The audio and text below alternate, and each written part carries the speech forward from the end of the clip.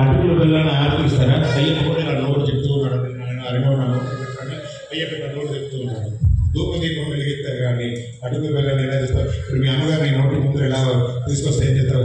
నీకే పిచ్చా నా ముఖం ముందు తీసుకొస్తే అది ఎత్తావు, అన్నం పెట్టమని అడుగుతావు లేదా? అంటే నోరు లేనప్పుడు అట్లా ఎదుగు పెడతాడు. స్వామికి నిదానంగా చక్కగా స్వామి ఆరగించండి అని చెప్పి ఆరతించదు కాకుండా ఇలా ఎడమ చేతులు పట్టుకుని కుడి చేత ఇక్కడ అక్కడ అక్కడ అక్కడ అన్ని చోట్ల